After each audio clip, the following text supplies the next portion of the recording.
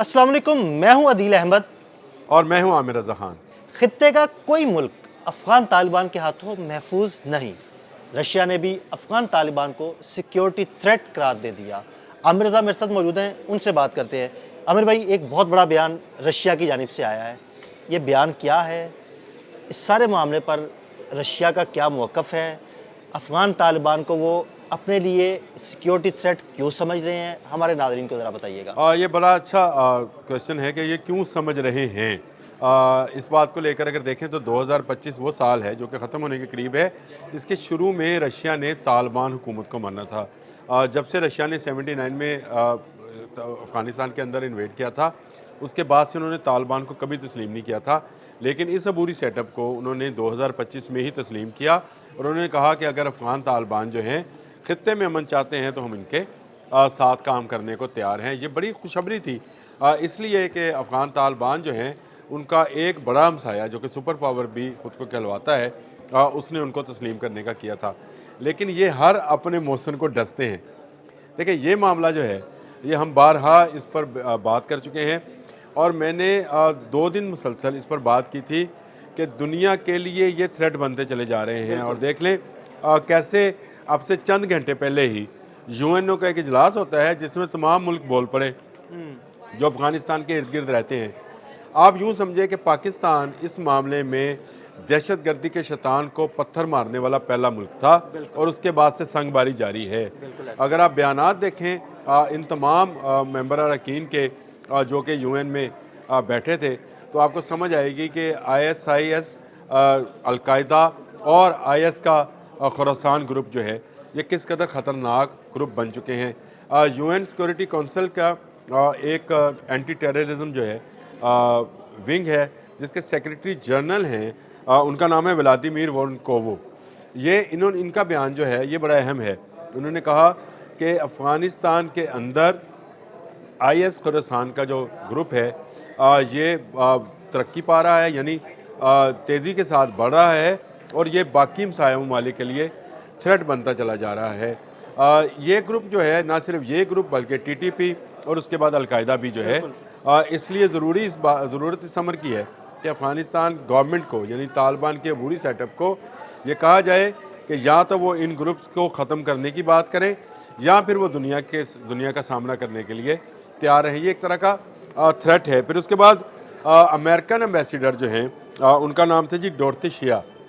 ये डोरथी शिया जो हैं इन्होंने भी इसी तरह की बात की। उन्होंने कहा कि ये तालिबान सेटअप और अफ़गानिस्तान के अंदर इस तरह के टेररिस्ट ग्रुप जो हैं ग्लोबल थ्रेट बन गए हैं। वो जो आपने बात शुरू में की खित्ते के लिए, तो ये ग्लोबल थ्रेट बन गए हैं और यही बात हम कहते रहे हैं कि ये ग्लोबल थ्रेट हैं जो कि पाकिस्तान से लेकर अमेरिका तक जो जितने ममालिक हैं उनमें ये जो हैं अपनी कारस्तानियाँ दिखाते रहते हैं। इसके बाद इसी मीटिंग के दौरान चाइनीज़ कॉन्वॉय ने जो है वो और बातें की। ये जो चाइनीज़ नुमाइंदा है फुकोंग इनका नाम है जी, फुकोंग ने ये कहा कि जी चाइना के अंदर al Qaeda, Daesh, IS Khorasan group जो है ये एक्टिव हैं और इनको तालिबान की सपोर्ट हासिल है। आपको याद होगा 3-4 दिन पहले हमने इस पर बात की थी कि चाइनीज़ भी इस पर आहिस्ता आहिस्ता बोलना शुरू हुए हैं कि ये एक ऐसा थ्रेट है जो कि खित्ते के लिए ख़तरा है। आमिर भाई, आपकी इन बातों से मैंने जो एज्यूम किया वो ये है कि इनके खिलाफ प्रॉपर एक इत्तेहाद बन गया है। China, Russia, Pakistan, Iran, Tajikistan, Uzbekistan, even America में भी इन्होंने दहशतगर्दी की और यूरोप तो वैसे ही इनके खिलाफ है। तो ये इत्तेहाद मुझे बड़ा स्ट्रॉन्ग होता हुआ नज़र आ रहा है और इनकी शामत आने वाली है। देखिए, शामत तो आनी है क्योंकि आप जब खित्ते के अपने इर्द गिर्द के अगर आप एक मोहल्ले में रहते हैं और आप अपने हमसायों के साथ ही बना के नहीं रखते और तवक्को करते हैं कि चौथे हमसाये का बंदा आपको आके बचाएगा, तो ये मुमकिन नहीं है क्योंकि रहना आपने वहाँ पर है। अफ़गानिस्तान ने रहना इन ममालिक के साथ ही है, इनकी सरहदें इन्हीं ममालिक के साथ मिलती हैं और वहीं पर ये शरारत कर रहे हैं, वहीं पर स्मगलिंग कर रहे हैं, ह्यूमन ट्रैफिकिंग कर रहे हैं, वहीं पर इलीगल ड्रग्स का काम जो है वो करते हैं और दहशतगर्द सप्लाई करते हैं। ये इंटरनेशनली सप्लायर्स हैं। इसीलिए ताजिकिस्तान ने रिक्वेस्ट की थी रशिया के साथ कि हमारे बॉर्डर पर जो दहशतगर्द मौजूद हैं उनसे हिफाजत देने के लिए रशिया आगे आए और रशियन फ़ौजें वहाँ पर जा भी रही हैं। अब आ जाए, आपने शुरू में जब बात की थी तो आपने कहा था कि रशिया ने ये मामला उठाया, तो रशिया के जो नुमाइंदे हैं वेंजले नेंजना, उसने जो है ये बात वहाँ पर उठाई है और उन्होंने वाज़ेह अल्फाज में ये बताया कि ये जो दाइश का ग्रुप है IS खुरासान के नाम से, ये रशिया के अंदर भी दहशतगर्दी कर रहा है। और ये वो चीज़ है जिसका हमें अंदाज़ा हो रहा था, हमें पता चल रहा था कि आहिस्ता आहिस्ता दुनिया के तमाम ममालिक, सिर्फ पाकिस्तान नहीं, दुनिया के तमाम ममालिक इस पर बोलेंगे कि ये एक ग्लोबली मसला बनता चला जा रहा है। अब बुरी सेटअप को कोई रोकने वाला नहीं था। ये अपने मुल्क के अंदर पूरी दुनिया से दहशतगर्दों को लाकर बसा रहे थे। जो दहशतगर्दी करता था, फ़रार होकर अफ़गानिस्तान को एक महफूज पनाहगाह के तौर पर इस्तेमाल कर रहा था और यहाँ बैठकर मज़ीद लोगों को भर्ती कर रहा था। बिल्कुल देखें, ऐसे ही। कल हमने बात की थी कि वहाँ पर जो है अद्वियात, खुराक, ख़वातीन के हवाले से मसाइल जो हैं वो खड़े हो रहे हैं। इससे इसके साथ साथ एक और चीज़ का जिसका इजाफा बहुत तेज़ी के साथ हो रहा है वो है अफलास, यानी भूख और जो इसको कहते हैं गुर्बत। इस गुर्बत का फ़ायदा उठाकर चंद टकों में नौजवानों को ख़रीदा जा रहा है। वहाँ पर अगर एक फ़ैमिली के पास 4 बेटे हैं तो एक बेटा देकर अगर 3 की जान बचाई जा सकती है, भूख से निकाला जा सकता है, तो ये बड़ा आसान रास्ता होगा।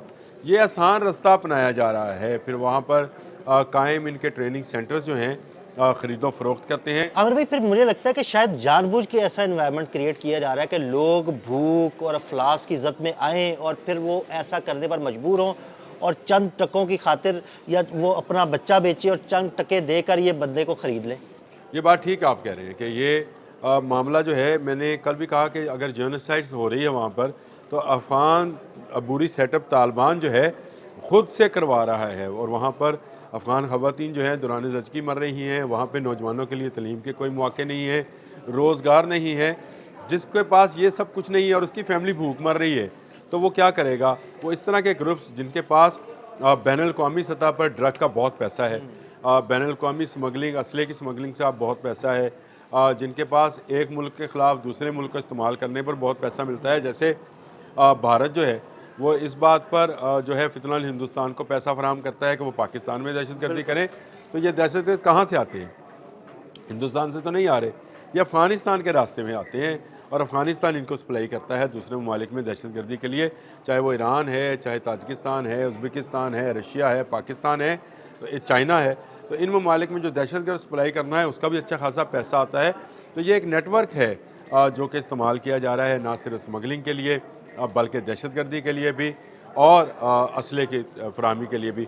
और नेटवर्क की मजबूती का अंदाज़ा आप इस बात से लगा लें कि ये तो ख़ित्ते के ममालिक हैं जिनके हम नाम ले रहे हैं। इसके बाद आ जाए जर्मनी, वो भी बोले हैं UN के इजलास में, जर्मन्स बोले, UK बोला, ऑस्ट्रेलिया बोला, अमेरिका ने दुहाई दी कि ये ग्लोबल थ्रेट बनता चला जा रहा है और ये इसको सबूताज करना ज़रूरी है।